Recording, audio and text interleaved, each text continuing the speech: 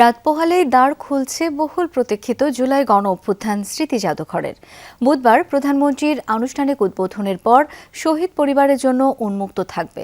সর্বসাধারণের জন্য খুলে দেওয়া হবে বৃহস্পতিবার থেকে। দুপুরে সচিবালয়ে এক ব্রিফিংয়ে এই তথ্য জানান সংস্কৃতিমন্ত্রী নিতাই রায়চৌধুরী। অন্যদিকে আদালতের নির্দেশ অমান্য করে কোনো গণমাধ্যম পলাতক শেখ হাসিনার বক্তব্য প্রচার করলে আইন অনুযায়ী ব্যবস্থা নেওয়ার হুঁশিয়ারি দিয়েছেন প্রধানমন্ত্রীর তথ্য ও সম্প্রচার উপদেষ্টা ডাক্তার জাহিদুর রহমান।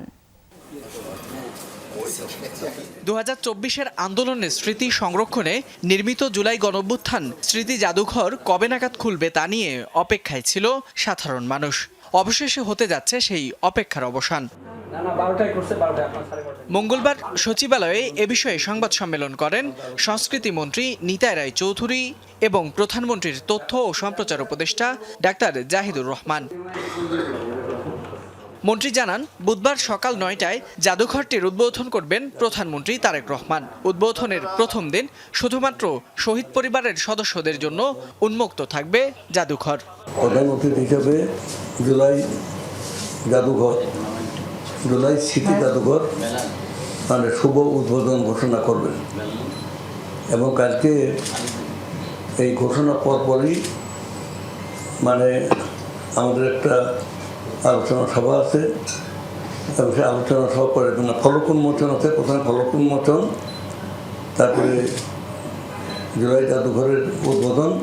তারা জানান, আগামী 6 আগস্ট থেকে সাধারণ দর্শনার্থীদের জন্য খুলে দেওয়া হবে জাদুঘরের দরজা।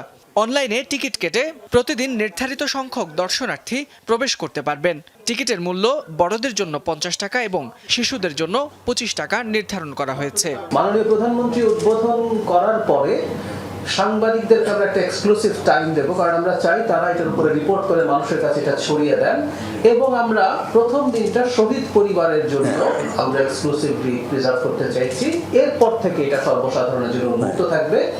এদিন সমসাময়িক রাজনৈতিক বিষয় নিয়েও আলাদা কথা বলেন প্রধানমন্ত্রীর তথ্য ও সম্প্রচার উপদেষ্টা ডাক্তার জাহিদুর রহমান। তিনি বলেন, কোনো গণমাধ্যম আদালতের নির্দেশ অমান্য করে পলাতক শেখ হাসিনার বক্তব্য প্রচার করলে আইন অনুযায়ী ব্যবস্থা নেওয়া হবে। এটা যদি কেউ আগাম জানায় এবং সেটা পাবলিশ করে, এটা অবশ্যই আদালতের রায় ভায়োলেট করা হবে।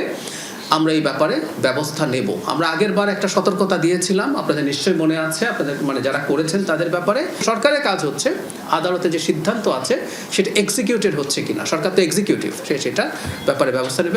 আওয়ামী লীগের সক্ষমতা নেই উল্লেখ করে পলাতক শেখ হাসিনার দেশে ফেরার বক্তব্য আস্ফালন ছাড়া আর কিছুই নয় বলেও মন্তব্য করেন তিনি। ফয়সাল মাহমুদ, যমুনা নিউজ, ঢাকা।